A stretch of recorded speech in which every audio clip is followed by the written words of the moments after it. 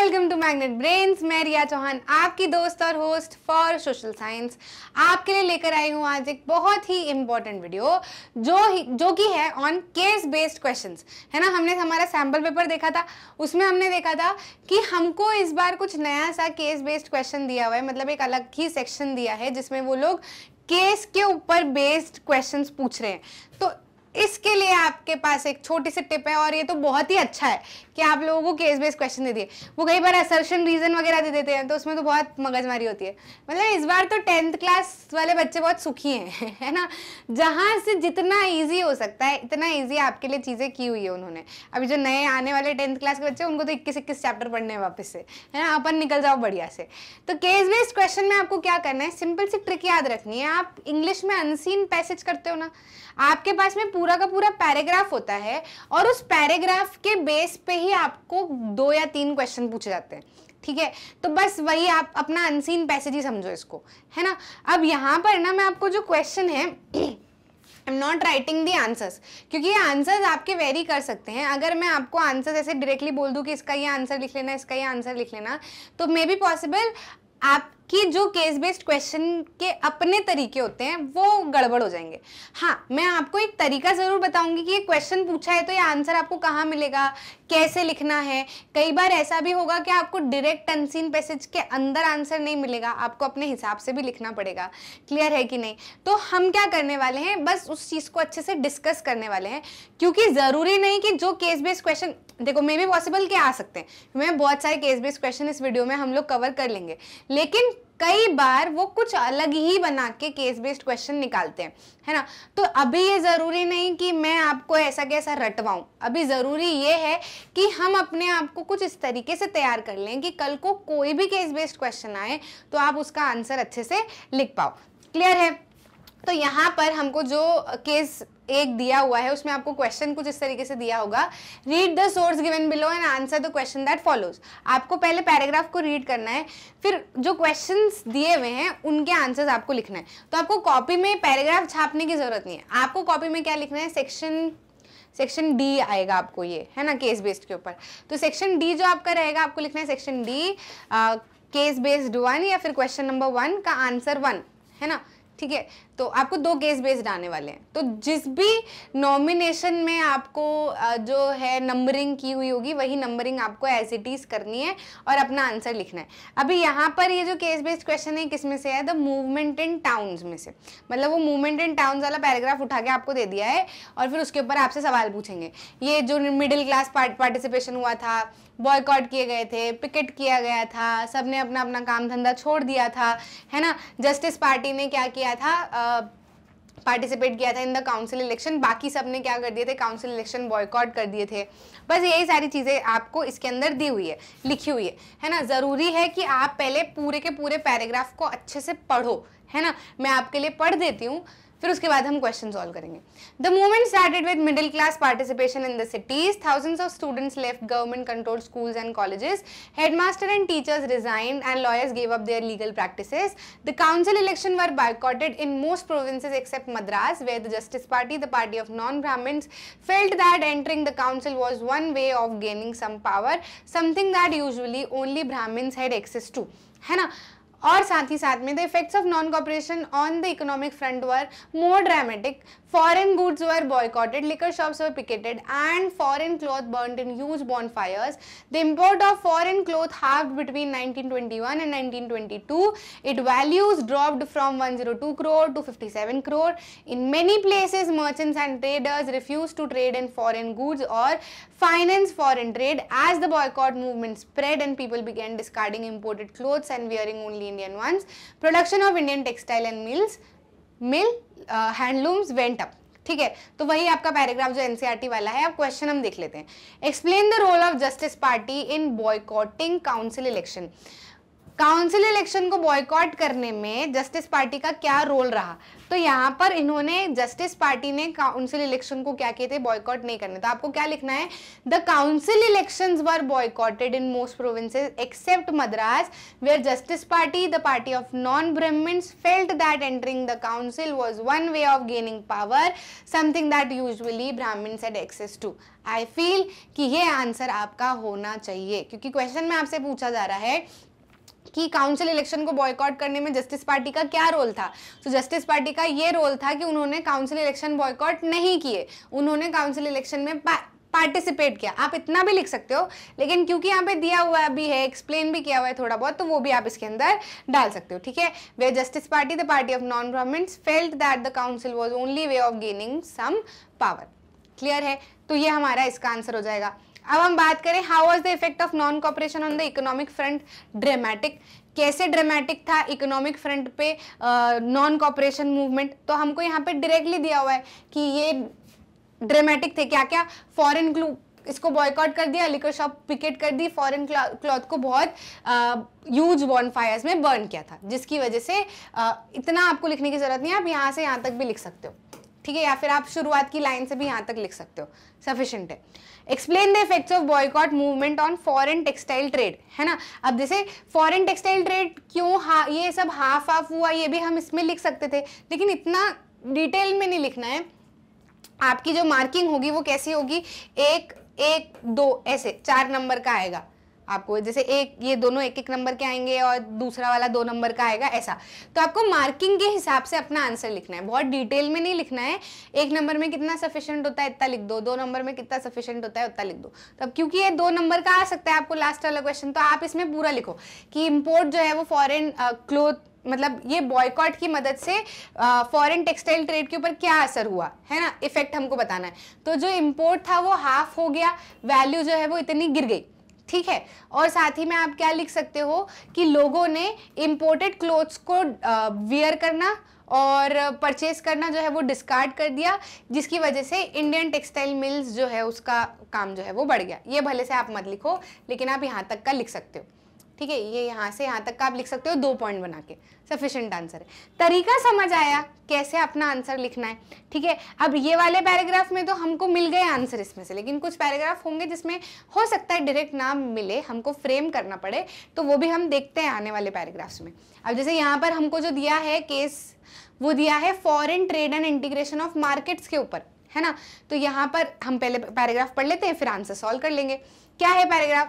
Foreign trade creates an opportunity for the producers to reach beyond the domestic market, that is market of their own countries. Producers can sell their produce not only in market located within the country but can also compete in market located in other countries of the world.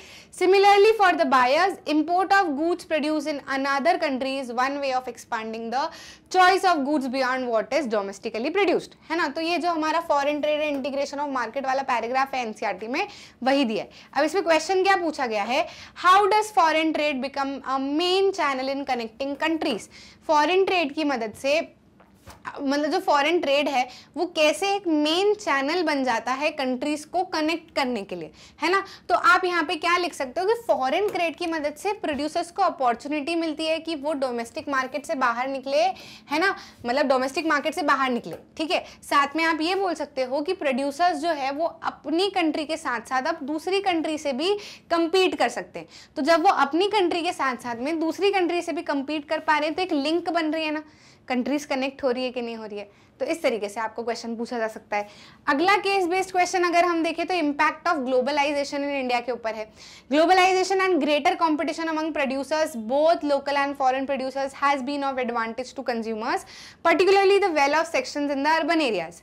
The greater choices before these consumers who now enjoy improved quality and lower prices for several products. As a result, these people today enjoy much higher standard of living than it was possible earlier. ठीक है, तो हमको impact of globalisation का paragraph उठा के दे दिया। अब इसमें क्वेश्चन क्या बोला है कि ग्लोबलाइजेशन जो है वो कंज्यूमर्स के लिए कैसे बेनिफिशियल है। तो हमको पूरा पैराग्राफ ही इसके ऊपर दिया है ना, क्या क्या कि पहले से ज़्यादा चॉइसेस अब लोग एक्सपीरियंस कर रहे हैं, है ना। साथ ही साथ में वेल ऑफ सेक्शन को काफ़ी फायदा हुआ है इसकी मदद से, ठीक है। लोग जो है वो हायर स्टैंडर्ड ऑफ लिविंग अब उनके लिए पॉसिबल है, तो ये लिख दो, लोअर प्राइजेस पे उनको इम्प्रूव्ड क्वालिटी मिल रही है, तो कंज्यूमर्स के फायदे ना ये सारे। तो एक एक पॉइंट बना के आप सारी चीज़ें लिख सकते हो, या फिर चाहो तो पैराग्राफ में भी आंसर लिख सकते हो, नो प्रॉब्लम, लिख सकते हो आप। लेकिन अगर पॉइंट बन जा रहे हैं तो पॉइंट में लिख दो। क्लियर है कि नहीं क्लियर है? अब यहाँ पे हमको पैराग्राफ दिया है प्रोडक्शन अक्रॉस कंट्रीज का, तो इसमें क्या पैराग्राफ है पढ़ लेते हैं। Until the middle of 20th century production was largely organised within countries, what cross the boundaries of these countries were raw material, foodstuff, finished products. Colonies such as India exported raw material and foodstuff and imported finished goods. Trade was the main channel connecting distant countries. This was before large companies called multinational companies or corporations emerged on the scene. अब इसमें question क्या पूछा है? How are MNCs a major force in connecting the countries of the world? कि इसमें हमको बताना है कि MNCs जो है वो कैसे एक बड़ा फोर्स बनी कंट्रीज को कनेक्ट करने के लिए। तो आप इसमें लिख सकते हो ना कि अभी देखो इसका आंसर आपको डायरेक्टली इसमें से नहीं मिलेगा, क्योंकि पैराग्राफ आपको क्या बोल रहा है कि मिडिल ऑफ 20th century तक इंडिया जैसे नेशन इंपोर्ट करते थे कुछ सामान, एक्सपोर्ट भी करते थे, बाहर से लेके आते थे, है ना, फिनिश गुड में सारा कामकाज होता था।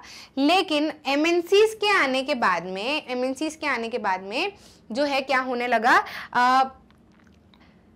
लार्ज मतलब MNCs के मतलब ये जो पूरा पैराग्राफ है ना कुल मिला के आपको MNC के आने के पहले क्या क्या चलता था वो बता रहा है ना। अब आपको आंसर में क्या बताना है कि MNC ने कैसे कंट्रीज को कनेक्ट करने में मदद की। तो आप क्या बोल सकते हो, since MNC started producing goods in more than one nation, है ना, earlier only countries used to do trade in finished goods, but now MNC started producing in more than one nations, hence countries got connected with each other. ठीक है, तो ये कैसे हुआ, ये MNCs एक मेजर फोर्स बन गई ना, क्योंकि MNC ने क्या किया, प्रोडक्शन एक से ज्यादा नेशन में शुरू कर दिया। पहले भी ट्रेड होता था, लेकिन पहले सिर्फ फिनिश गुड्स में ट्रेड होता था, लेकिन अब जो है MNCs की मदद से प्रोडक्शन भी अलग अलग कंट्रीज में होने लगा। इसकी मदद से कंट्रीज ऑफ द वर्ल्ड जो है वो क्या होने लगी, कनेक्ट होने लगी, और MNCs की मदद से मेजर फोर्स मिला। क्लियर है? तो आपको जरूरी नहीं कि हर बार आंसर पैराग्राफ में से मिल जाए। अब यहाँ पे हमको दिया हुआ है वर्ल्ड ट्रेड ऑर्गेनाइजेशन का पैराग्राफ, तो पढ़ लेते हैं। Though WTO is supposed to allow free trade for all, in practice it is seen that developed countries have unfairly retained trade barriers. On the other hand, WTO rules have forced the developing countries to remove trade barriers. An example of this is the current debate on trade in agricultural products. Question क्या बोला है? Action and methods of the WTO have evoked debate, है ना, elucidate your views on the statement. अबे elucidate दे देते हैं, analyse करने को दे देते हैं, है ना, तो वो मतलब ये है कि आप ये जो स्टेटमेंट है इस पे अपनी राय रखो।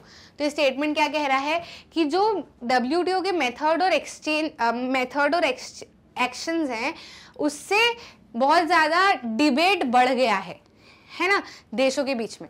तो आप इस स्टेटमेंट के ऊपर अपने कारण बताओ। तो आप बिल्कुल लिख सकते हो कि एक्शन बार बार एक्सचेंज निकल रहा है। Yes the actions and methods of WTO has evoked strong debate because of the following reason. क्या क्या रीजन आप बता सकते हो कि डेवलपिंग कंट्री से तो WTO ने ट्रेड बैरियर हटवा दिए, लेकिन डेवलप्ड कंट्री ने अभी भी ट्रेड बैरियर्स रिटेन किए हुए हैं, जिसकी वजह से डेवलपिंग कंट्रीज को काफी ज्यादा प्रॉब्लम होती है, and hence growing debate has been seen. ठीक है, समझ आया? बस आपको तरीका पता होना चाहिए कि अपने को क्या लिखना है ना। आई होप जैसे जैसे हम क्वेश्चन करते जा रहे हैं तो आपको समझ में आता जा रहा है कि क्या तरीका आपका आंसर लिखने का होना चाहिए, फिर तो पॉइंट बना के हम लिख ही लेंगे। क्लियर? ग्लोबलाइजेशन पे एक और पैराग्राफ है। Beside the movements of goods, services, investment and technology, there is one more way in which countries can be connected. This is through the movement of people between countries. People usually move from one country to another in search of better income, better jobs, better education. In the past few decades, however, there has not been much increase in the movement of people between countries due to various restrictions. अब इसमें question क्या पूछा है? How is globalization expanding human activity activity across regions and continents. Globalization की मदद से human activities कैसे बढ़ गई अलग अलग रीजन और कॉन्टिनेंट्स में। तो जाहिर सी बात है डायरेक्टली हमको दिया हुआ है कि ग्लोबलाइजेशन की मदद से गुड्स मूवमेंट, सर्विसेज और इन्वेस्टमेंट और टेक्नोलॉजी तो हो ही रही है, लेकिन साथ ही साथ में मूवमेंट ऑफ पीपल भी कंट्री में होने लगा है। तो जाहिर सी बात है जब मूवमेंट ऑफ पीपल होगा अलग अलग कंट्री में तो ह्यूमन एक्टिविटीज भी बढ़ेंगी ही। क्लियर है कि नहीं? आसान सा आंसर है ना? तो बस पैराग्राफ पढ़ो और समझो कि क्या लिख सकते हो। अब नॉन कॉपरेशन मूवमेंट पे हमको एक और पैराग्राफ है, that is about Hindu Swaraj, जो किताब थी महात्मा गांधी जी की, है ना, उस पर वो पूरा का पूरा पैराग्राफ उन्होंने उठा के दिया है कि क्यों वो मानते थे कि हमको नॉन कॉपरेशन मूवमेंट की शुरुआत करने की जरूरत है ना। अब इस पे क्वेश्चन हमको दिए हैं कि what was the weapon of Gandhi ji to fight against British empire in India. क्या हथियार था गांधी जी का कि वो इंडिया में ब्रिटिश एम्पायर से लड़ सके, है ना। तो यहाँ पर उन्होंने क्या बोला है, पैराग्राफ को पूरा पढ़ लो। हमेशा पैराग्राफ ऐसा नहीं, देखो एक सिंपल सा तरीका अपनाना, पहले ना पैराग्राफ देख लेना कि कहाँ से सोर्स आया है, तो आपके दिमाग में आ जाएगा कि अच्छा वो कहानी इसके अंदर चलेगी। फिर पहले ना क्वेश्चन पढ़ लेना, जैसे what was the weapon of Gandhi ji to fight against British empire in India, है ना। गांधी जी ब्रिटिश जो है वो इंडिया में कैसे सर्वाइव कर पाए, और गांधी जी का नॉन कॉपरेशन मूवमेंट का आइडिया क्यों आया था उनके दिमाग में, या फिर उस आइडिया को एक्सप्लेन करो। तो ये हमारे दिमाग में आ गया कि अच्छा ये क्वेश्चन पूछें। अब इसके बाद में जब आप पैराग्राफ पूरा रीड करोगे ना तो आपका दिमाग अपने आप आंसर ढूंढेगा कि आप क्या लिख सकते हो। तो आपकी वेग रीडिंग नहीं होगी, है ना, आपको डबल बार भी रीड नहीं करना पड़ेगा, आपका दिमाग क्वेश्चन के हिसाब से ही चलेगा। ठीक, तो in his famous book Hind Swaraj 1909 Mahatma Gandhi declared that British rule was established in India with the cooperation of Indians and had survived only because of this cooperation. तो पहला आंसर, दूसरा आंसर तो हमको यही मिल गया ना कि ब्रिटिशर्स ने कैसे सर्वाइव किया इंडिया में। तो बस आप ये लिख दो कि Mahatma Gandhi declared that British rule was established in India with the cooperation of Indians. या आप डायरेक्टली ये भी लिख सकते हो कि British survived in India because of the cooperation of Indians and survive only because of this cooperation. ठीक है, समझ गए कि नहीं समझ गए? मतलब टू द पॉइंट आंसर लिखना है, जरूरी नहीं कि पूरा का पूरा छापना है, जितना पूछा है इतना लिखो। अब इसके बाद में if Indians refuse to cooperate British rule in India would collapse within year and Swaraj would come. How could non cooperation become a movement? Gandhi ji propose that movement should unfold in stages, है ना। तो हमको यहाँ पे क्या बोला है कि explain Gandhi ji's idea of making non cooperation as movement. Gandhi ji का क्या आइडिया था, अभी हम आगे देख लेते हैं, है ना। तो कहाँ पे आ गए थे हम? हाँ, it should unfold in stages. It should begin with surrender of titles that government awarded, boycott civil services, army, police, courts, legislative council, school and foreign goods. Then in case government used repression, a full civil disobedience movement would be launched.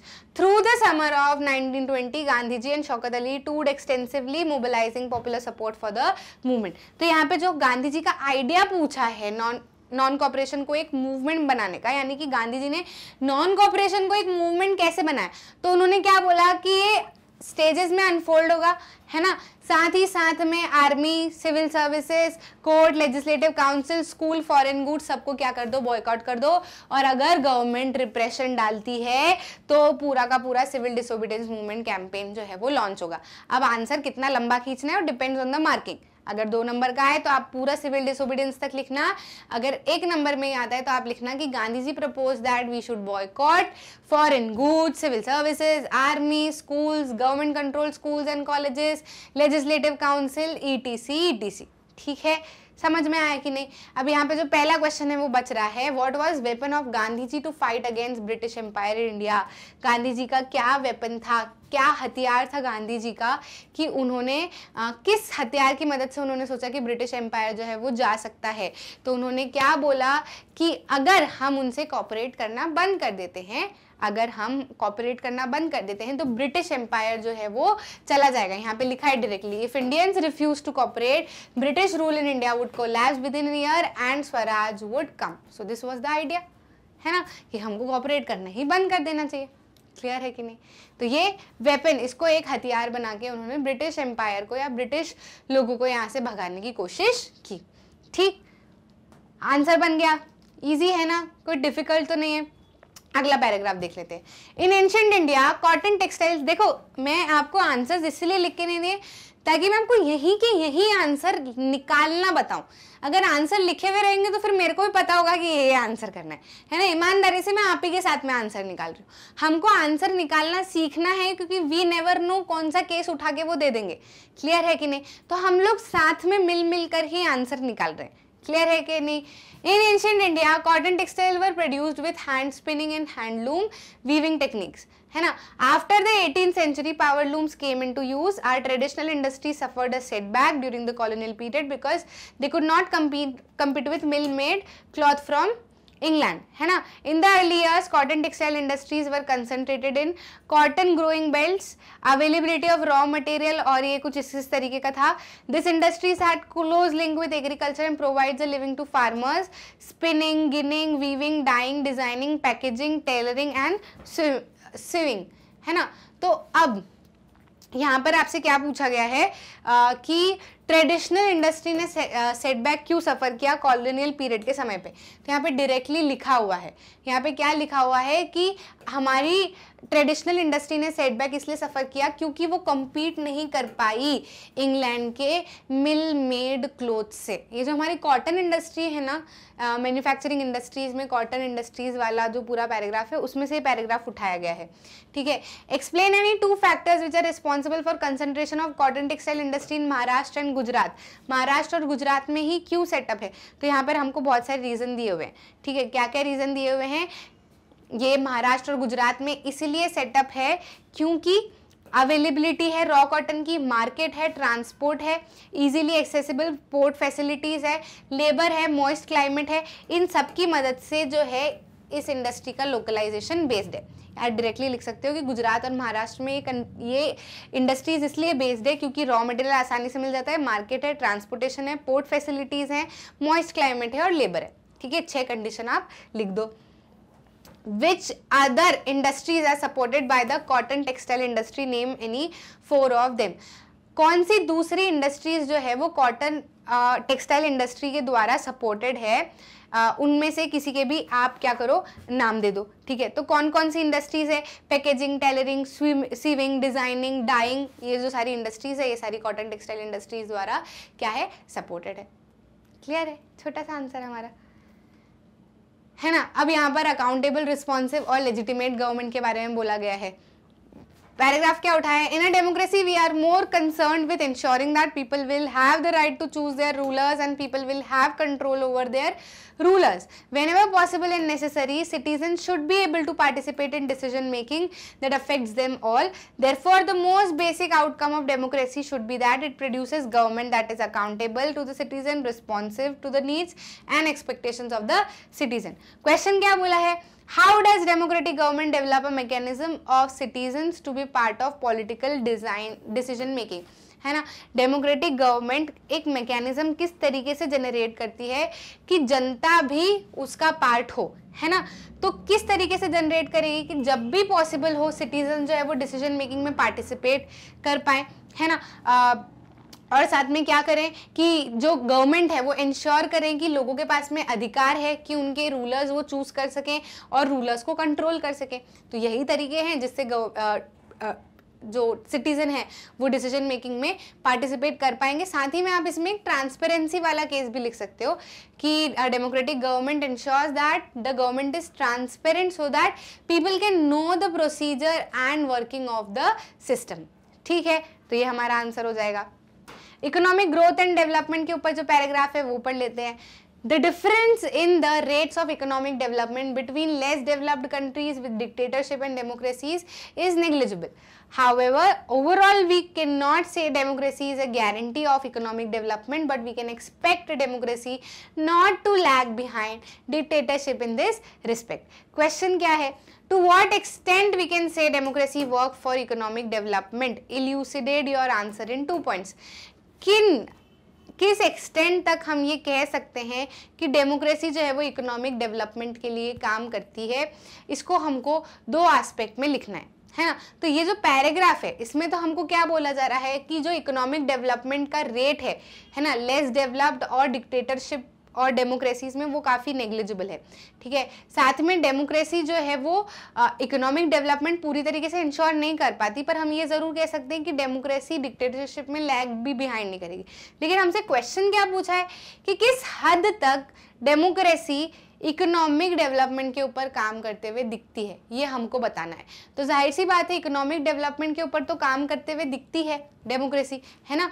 अलग अलग laws और policies लाई जाती हैं ताकि क्या हो, लोगों का डेवलपमेंट हो, लोगों को एम्प्लॉयमेंट मिले और वो डेवलप हो पाए। साथ ही साथ में इंश्योर करती है कि लोग जो है वो ज़्यादा से ज़्यादा फॉर्मल सेक्टर एरिया से लोन वगैरह लें, ताकि अगर किसी के पास में पैसा ना हो तो वो लोन लेकर अपने आप को आगे बढ़ा सके, फिर वापस से चुकता कर दे, है ना। इंटरेस्ट रेट काफ़ी कम रखते, मतलब ये जो फॉर्मल सेक्टर लोन्स होते हैं ये क्या होते हैं, काफ़ी कम इंटरेस्ट रेट के ऊपर हमको लोन प्रोवाइड करवा देते हैं, है ना। तो जिसकी मदद से आसानी से बंदा अपनी जो भी कंडीशन है उसको सुधार सकता है। जब एक सुधारेगा, दो सुधारेगा, 3, 4, 5 ऐसे कर करके पूरे देश की इकोनॉमिक कंडीशन जो है वो सुधरनी है। तो ये क्या करता है, ये डेमोक्रेसी प्रोवाइड करती है ना, ये गवर्नमेंट प्रोवाइड करती है, कोशिश करती है कि जनता को उसके अधिकार मिले, जनता जो है वो अपने काम कर पाए, है ना। कई बार मनरेगा वाला केस भी आप इसके अंदर लिख सकते हो कि we have seen there are certain policies that are adopted by the government for the working of people, for the employment of people. They give you 100 days employment and if not possible they will give you the compensation for the 100 days, है ना। तो ये चीज़ भी आप इसके अंदर डाल सकते हो कि गवर्नमेंट काफ़ी हद तक काम करती है for the economic development of the country. Dignity and freedom of the citizen की अगर हम बात करें तो पैराग्राफ दिया है, democracy in India strengthen the claim of disadvantaged and discriminated caste for equal status and equal opportunity. There are instances still of caste based inequalities and atrocities, but these lack the moral and legal foundation. Perhaps it is a recognition that makes ordinary citizens value their democratic rights. To what extent democracy promote dignity and freedom of individual, है ना। इसको example के साथ में बताओ। तो इसमें तो आप पूरी तरीके से जो हमारी वुमेन्स हैं, है ना, और जो कास्ट सिस्टम है या फिर आप कह सकते हो जो दलित कम्युनिटी है, उनका एग्जाम्पल आप लेके बिल्कुल इसमें बता सकते हो कि डेमोक्रेसी मतलब बहुत पुराने समय से हमारी जो कंडीशंस हैं वो किस पे चली आई हैं, पेट्रियार्किकल तरीके से चली आई हैं। लेकिन एक बार अगर कोई भी कम्युनिटी है या कोई भी ग्रुप है वो अपने पोटेंशियल को रियलाइज कर ले कि नहीं यार हमारे साथ में गलत हो रहा है, तो फिर डेमोक्रेसी उसको अलग तरीके से लॉज, कानून, प्रोग्राम, पॉलिसी सब कुछ प्रोवाइड करती है ताकि वो उसके सहारे अपने आप को आगे बढ़ा सके और रिस्पेक्ट और फ्रीडम जो है वो गेन कर सके। क्लियर है। तो they make various policies and programmes for the backward caste और फॉर द वुमेन्स और for any under privileged community. The policies and programs can be very much helpful for them to come out of the situation and grow in a much better way, है ना। तो ये चीज़ आप अपने words में लिख सकते हो, बहुत आसान है। एग्जाम्पल के तौर पे जो मैंने चीज़ें आपको बताई वो आप इसमें डाल सकते हो। स्वराज इन प्लांटेशन वाले पैराग्राफ की अगर हम बात करें तो workers too had their own understanding of Mahatma Gandhi and the notion of Swaraj. For plantation worker in Assam, freedom meant the right to move freely in and out of the confined space in which they were enclosed, and it meant retaining a link with the village from which they had come.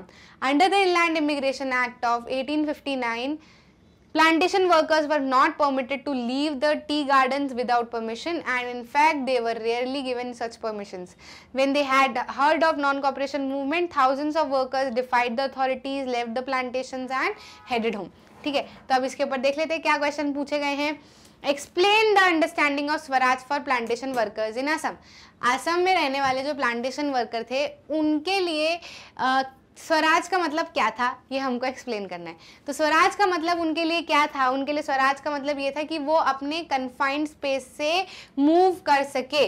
Freedom meant the right to move freely in and out of the confined space in which they were enclosed and it meant retaining link within the village they had come. पहला answer हो गया। Explain the inland immigration act of 1859 as a barrier to freedom. तो under ये क्या बोल रहा है, workers are not permitted to leave the tea garden without permission and they were not given such permission. ये पूरा का पूरा आपको आंसर यहाँ पे लिखा हुआ है। वहीं अगर हम थर्ड क्वेश्चन की बात करें, the main outcome of participation of workers in non cooperation movement, main outcome क्या है वर्कर्स का पार्टिसिपेशन का फ्रॉम द मूवमेंट, तो यहाँ पे आप लिख सकते हो स्टैंडर्ड ऑन द वे, नहीं यहाँ से नहीं आएगा, ठीक है। मेरे को लग रहा है कि ये वाला क्वेश्चन तो आपको इसके अंदर मिलेगा ही नहीं, मतलब इसका आंसर हमको यहाँ पे नहीं मिल रहा है, इसका आंसर हमको फ्रेम करना पड़ेगा। इसमें आप क्या लिख सकते हो ना, ये आपको क्या पूछ रहा है कि जब वर्कर्स ने नॉन कॉपरेशन मूवमेंट में पार्टिसिपेट किया तो इससे आउटकम क्या आया, है ना, क्या रिजल्ट आया। तो ऐसा है कि आउटकम ये आया कि उनको बेचारों को अपना जो भी प्लांटेशन वाला सारा काम था वो छोड़ छोड़ के घर की तरफ जाना पड़ा, है ना। उन्होंने अपनी अथॉरिटीज़ को डिफाई किया और वो घर की तरफ निकल पड़े। उनको लगा कि गांधी राज आ रहा है और अब सबको अपने अपने गाँव में क्या मिलेगी, ज़मीन मिलेगी। तो ये आउटकम था from the Swaraj in plantations, मतलब ये जो मूवमेंट छिड़ा था non cooperation movement from the Swaraj in plantation area. Clear है कि नहीं। तो आपको देखो बहुत बार तो ऐसा ही रहेगा कि आपको डायरेक्ट क्वेश्चन के आंसर आपको पैराग्राफ में से मिल जाएंगे। कई बार ऐसा होगा कि आपको आंसर डायरेक्टली पैराग्राफ में ना भी मिले तो भी रेलेवेंट ही होंगे, है ना, आपने पढ़े होंगे, ऐसे कुछ अलग से नहीं पूछा जाएगा। साथ साथ में आंसर कैसे निकालना है वो तो मैंने आपको बता ही दिया है, ठीक है कि नहीं। तो आप अपने वर्ड्स में बिल्कुल अपने शब्दों में लिखना कोशिश करना कि कुछ रेलेवेंट वर्ड्स को ज़रूर से अपने इसमें इंक्लूड करो। अगर पैराग्राफ में मिल जा रहा है आंसर तो पैराग्राफ से ही लिख देना। बहुत फिर क्या है, पैराग्राफ से अगर आप लिखते हो तो चांसेस कम होते हैं उसके गलत होने के, है ना। ज़्यादा दिमाग मत लगाना, ठीक है। अगर ऐसा लग रहा है पहले तो हिंदी में कन्वर्ट करना क्वेश्चन को, उसको समझना कि वो पूछ क्या रहा है। जब ये समझ आ गया तो फिर पैराग्राफ से आप आंसर भी अपना आसानी से निकाल पाओगे। क्लियर है कि नहीं। तो ये खत्म होते हैं आपके केस बेस्ड क्वेश्चन। अब बहुत देखो, केस बेस्ड क्वेश्चन का ऐसा है कि यार हर पैराग्राफ में से क्वेश्चन बनाए जा सकते हैं। तो अब 7 चैप्टर है, फिर सबके बहुत सारे पैराग्राफ है, तो जाहिर सी बात है कि हम हर पैराग्राफ को ऐसे तो नहीं कर सकते। लेकिन हाँ, आपको तरीका पता चला ना, ठीक है। अगर हमको ये ना पता चले कि क्या क्वेश्चन है तो हम ये तो सीख सकते हैं कि कोई भी क्वेश्चन आ जाए हम आंसर निकाल पाए। तो आई होप इस वीडियो की मदद से आपको कोई भी केस बेस्ड क्वेश्चन आ जाएगा तो आप उसका आंसर तो पक्के से निकाल पाओगे, है ना। कई बार पैराग्राफ में मिल जाएंगे, कई बार थोड़ा सा खुद से फ्रेम करना पड़ेगा, लेकिन रेलेवेंट फ्रेम करना, है ना। मन से कुछ भी आड़ा टेढ़ा मत फ्रेम कर देना, समझ आ जाएगा आपको कि क्या पूछा हुआ है। जैसे नॉर्मल इंग्लिश के अनसीन पैसेजेस करते हो ना, वही पैसेजेस आप इनको समझ लो। क्लियर है। कोशिश तो यही रहेगी कि आएगा तो उसी में से, मतलब वो पैराग्राफ में से ही कहीं ना कहीं आपके आंसर निकल जाएंगे। तो आप घबराना मत।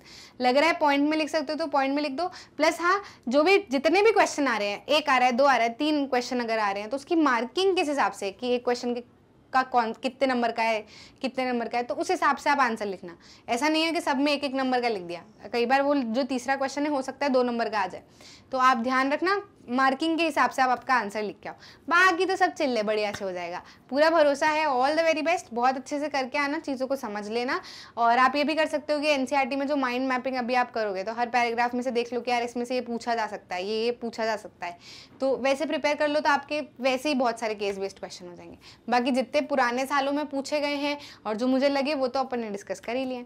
अच्छा लगा तो लाइक करना, शेयर करना अपने दोस्तों के साथ में, और चैनल को सब्सक्राइब जरूर करना ताकि आप कोई भी इंपॉर्टेंट वीडियो मिस ना कर जाओ। मिलते हैं अगले वीडियो में।